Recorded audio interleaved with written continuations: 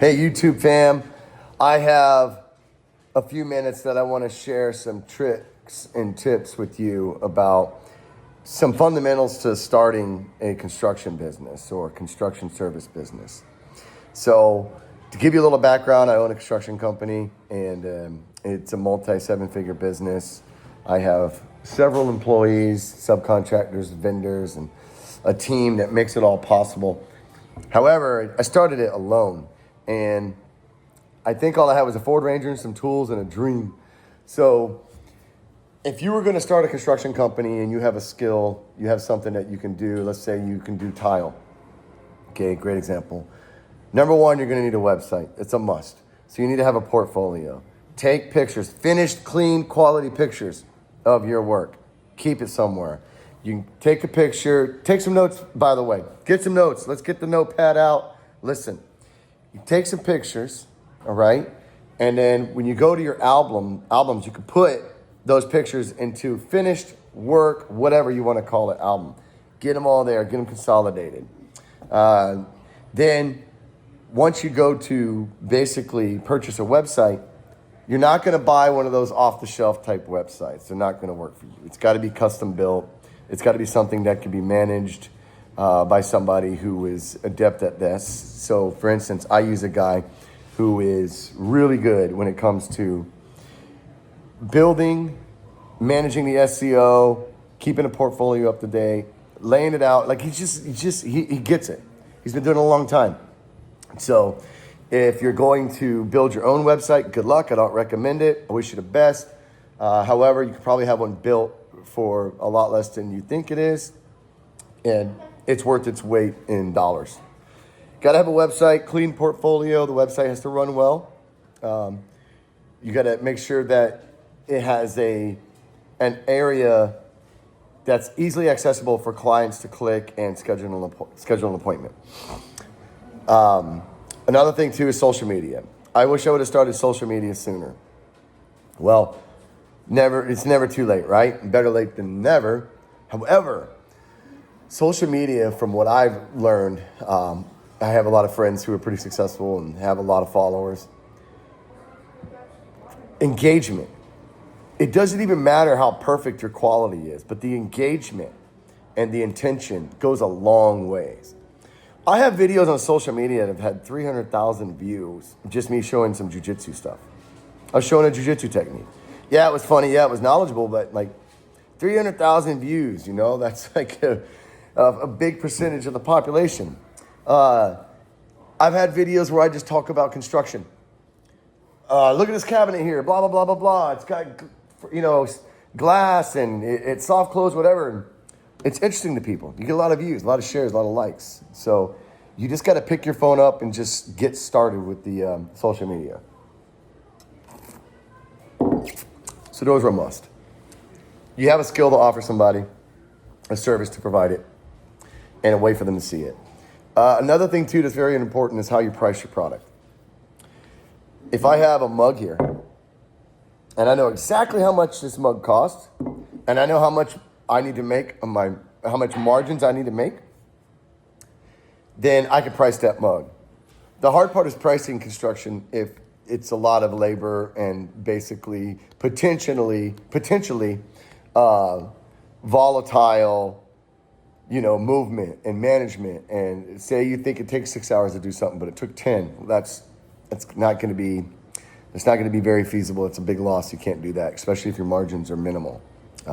Margins is something else I can talk to you about. The 10% margin myth is bullshit. It's fucking bullshit. If someone says they only make a 10% margin, that means they're doing massive gross numbers to make it worth their while, and they have it dialed in to the point where there's minimal risk, and so that they can be comfortable with those margins, whether they're competing or not.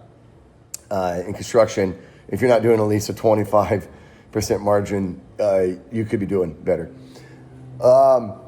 So I'm pricing this mug because I know what it costs. I know the markup is. The markup and the margin are two different things. For instance, a 20% markup is only a 16% margin. And if you don't have your overhead and expenses calculated in the construction of said mug, then you're you're going to cut into your margins for those expenses. So you want to have all that dialed in. A good bookkeeper can help with that. That's why I recommend a good bookkeeper. You can hire a bookkeeping service for like $400 a month, doing millions of dollars a year, $400 to $500 a month. You can hire a good bookkeeper to at least do P&Ls, the basic ins and outs. If you wanted a bookkeeper to help you get on a call with you and talk shop, get down into the minutia, you're gonna pay a little more. However, again, it's worth it. So you have a skill, you have a way to get it in front of people, you know how to price it, okay? Now you gotta build a team. You need subcontractors, vendors, and employees. Employees are the hardest. The reason employees are the hardest is because of all the, depending on where you live, all the stipulations, the hoops, the ladders, they get hurt, God forbid they get hurt, you know, L&I, 941 taxes on top of the taxes that already come out of the paycheck. Not trying to scare you off here, but this is all stuff that you need to be aware of. Again, this is where a good bookkeeper comes into play and makes sure that your ass doesn't get burned, okay? Write-offs in bookkeeping. Again, if you have a good bookkeeper, none to worry. You make sure you give them all the receipts. And the P&Ls will basically show what they purchased, what you purchased where. If you purchased this on a credit card, well, they account for that. If you purchased this on the debit card, they account for that. Write-offs are, in construction, everything from tools, the vehicles you use, the fuel, right? Of course, materials and stuff, it's a cost of goods sold. So if you're gonna open a construction company, you need a license, bond, insured. Master business license, and then you're gonna have licenses depending on which city you work in. Like here, I work in like 7 different cities. So I have individual licenses, and they're not very expensive. It's basically just just a little fee you pay so that they know you're doing work in their city and that there's all the legalities are handled and the insurances are there, etc. Okay. Also, it's a way for them to kind of keep track of how many, let's call it, businesses operate within said city. I know I covered quite a bit here, and there's a lot to go, but number one, have the skill, okay, and the service to offer it. Number 2, the way to get in front of clients, which is the marketing. You got to have a website and social media.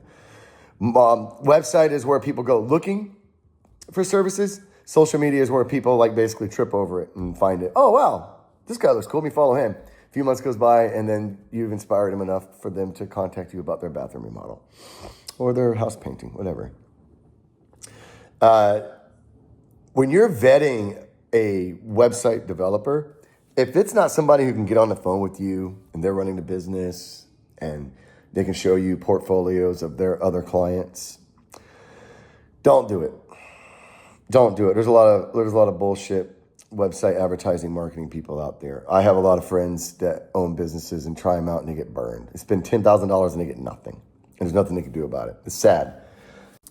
So you want to be very, very careful with how you You want to be very, very careful with how you vet and who you vet for your marketing.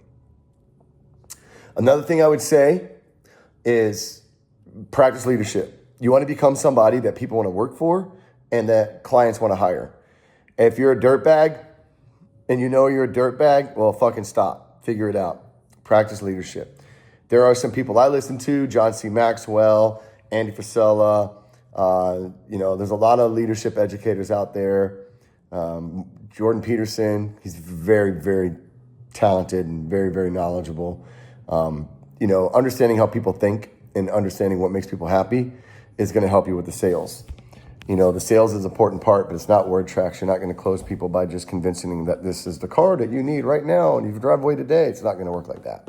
It takes time to close people when they're writing big checks. And the reason why you're able to close them is because you show that you care and that they're in good hands. People like to feel safe and secure, especially when they're spending a lot of money. Another thing about the construction business industry in general is they get a bad rep because people talk shit about contractors and bad experiences and blah, blah, blah, blah. And a lot of times it's just a big misunderstanding.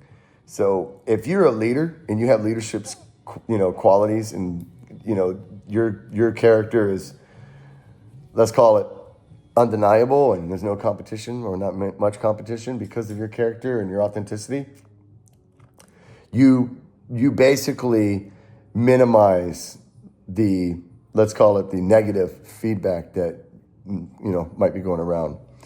I think the competition's easy. I do know there's a lot of people that hire contractors that they shouldn't have, and it doesn't go well. But it's also because the client themselves don't know what they're looking for. Even if they have apprehensions and intuitions about something, they ignore it. They ignore it because they want that cheap price, and in the end, it just ends up costing them more, whether it's pain or money. So I think leadership education is one of the big things. And I started doing that 7 years ago. I started practicing leadership. So, if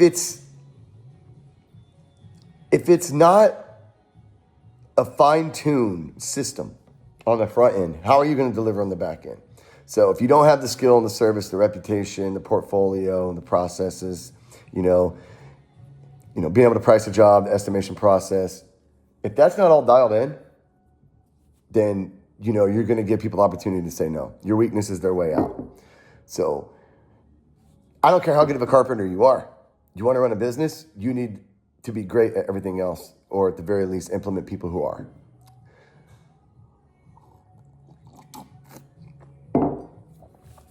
If I were to put a number on a scale of 1 to 10 of how hard it is to build a construction business, I would say it's a 4 as far as the simplicity of it. Simplicity. As far as the work itself, it's 10. It's hard work. It's a lot of sleepless nights. There's a lot of long days. I've had days where I just come home and go, what the F am I doing? And usually the problem is the problem is always, when there's a problem, it's because there was a lack of something that was required to prevent the problem. There's no perfect job, don't get me wrong, because people are people and life is life, but the better you are at preventing problems because of the experience that you've acquired solving them, the more likely you are to be successful. So hiring a good coach too. Sure, call this an advertising plug right here because I happen to coach people. Hire a good coach. You're going to save so much time and heartache. And I do agree that there is some benefit to learning the hard way. Adversity makes a person stronger. However, there's no need for you to go into a bathroom remodel and lose $10,000, right? Because you weren't thorough enough with the estimation process and you estimated something that was unclear to you because of your lack of experience in that area. If you have a good coach and he's willing to get on a call with you for 15 minutes, even if you paid for it, and I said, hey, you need to raise this price, this, and this is not going to work, boom, boom, boom, and you do that, and they save your ass, it's worth it. So you can't put a price on knowledge. And of course, knowledge is only, they say knowledge is power, and so knowledge is only power if it's utilized and it's purpose. So, long story short, opening a construction business, it's, at the end of the day, it's just balls and bravery, man. You just got to fucking get started. You just got to get started, learn, and don't stop. Don't give up. You'll wake up one day and you have almost everything you want, outside of helping people. So I really recommend it. I hope this helps.